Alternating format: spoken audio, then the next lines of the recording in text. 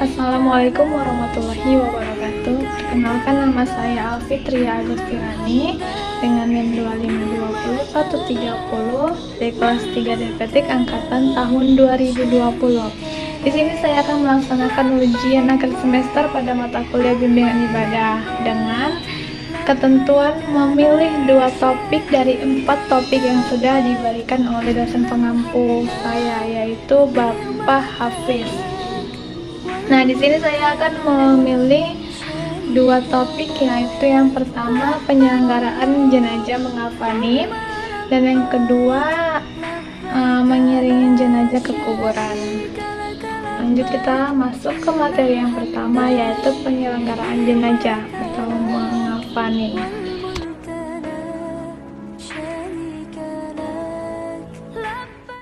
Nah, kita masuk ke topik yang pertama, yaitu penyelenggaraan jenazah mengafanin. Mengafanin jenazah adalah menutup atau membungkus jenazah dengan sesuatu yang dapat menutupi tubuhnya, walau hanya sehelai kain. Hukum mengafanin jenazah muslim dan bukan mati syahid adalah fardu kifayah. Kafan diambil dari harta si mayat sendiri jika ia meninggalkan harta. Kalau ia tidak meninggalkan harta, maka kafannya wajib atas orang yang wajib membelanjainya ketika ia hidup. Berikut hal-hal yang disunahkan dalam mengafani jenazah, itu ada kain kafan yang digunakan hendaknya harus bersih dan bagus dan menutupi seluruh bagian tubuh si mayit. Yang kedua, kain kafan hendaknya berwarna putih. Nah, jumlah untuk kain kafan itu laki-laki hendaknya 3 lapis kain. Tiap-tiap lapis menutupi sekalian badannya. Sedangkan untuk jenazah perempuan itu hendaknya sebanyak 5 lembar.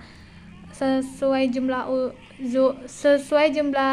jumhur ulama sebanyak 5 helai. Disunahkan menambahkan jilbab, gamis, dan sarung untuk jenazah perempuan. Dan yang ketiga itu ada kain kafan diberi wewangian. Nah, apabila seseorang diantaranya mengafanin saudaranya, maka hendaklah memperbagus kafannya. Masuk ke pembahasan yang kedua, yaitu doa dalam menggunting kain kafan.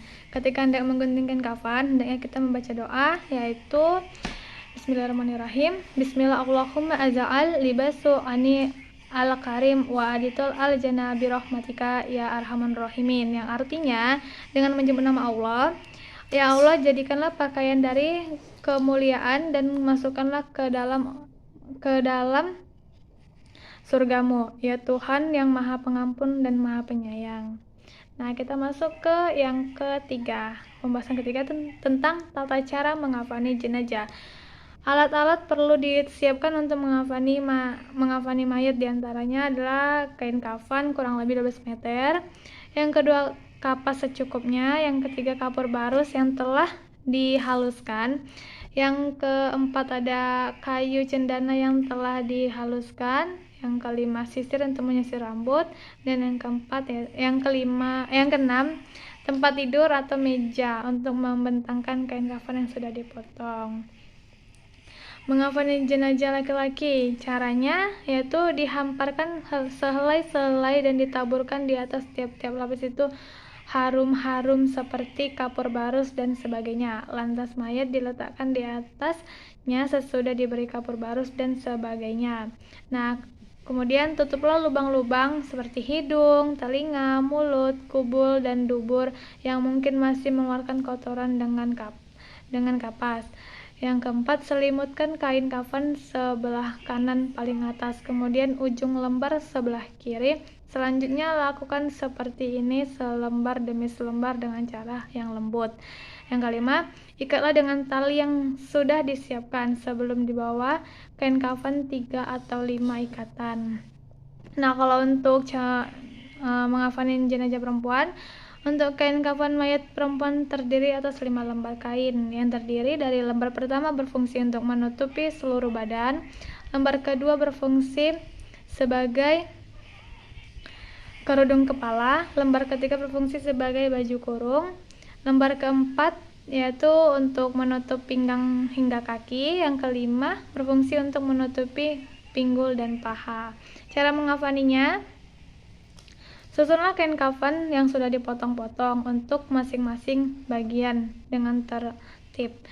Yang kedua, angkatlah jenazah dalam keadaan tertutup dengan kain yang diletakkan di atas kain kafan, serta taburi dengan wangi-wangian seperti kapur barus.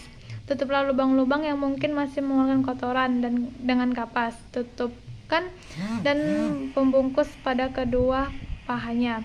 Pakaikan sarung, pakaikan baju kurung, dandani rambutnya dengan 3 dandanan, lalu julurkan ke belakang. Pakaikan kerudung, membungkus dengan lembar kain terakhir dengan cara menemukan kedua ujung kain dan ikat dengan tali pengikat yang telah disiapkan. Lanjut kita masuk ke materi yang kedua, topik yang kedua.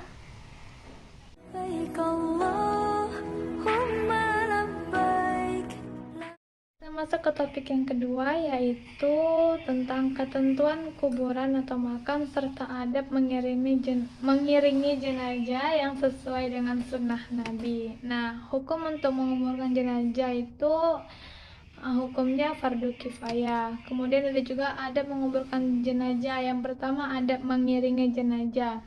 Hukum mengiringi jenazah ke pemakaman adalah sunnah. Dalam mengiringi jenazah ada beberapa adab yang perlu diperhatikan, seperti yang dinasihatkan oleh Imam Al-Ghazali, yaitu adabnya senantiasa khusyuk, menundukkan pandangan, tidak bercakap-cakap, mengamati jenazah dengan mengambil pelajaran darinya.